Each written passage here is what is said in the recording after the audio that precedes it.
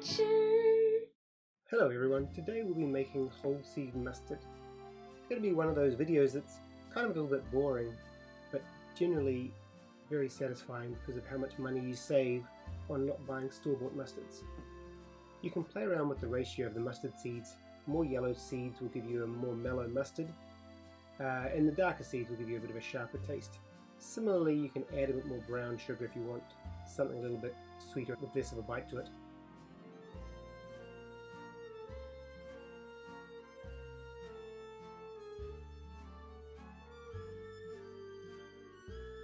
As I said at the start, this is going to be a boring video, mostly because the recipe is so simple.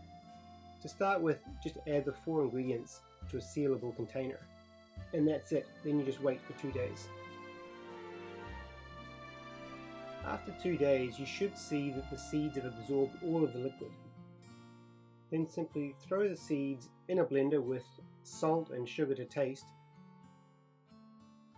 and then blend it until you get the consistency that you like for your mustard. We end up putting ours in a bigger blender just so there's a bit more movement and the bigger seeds come to the bottom.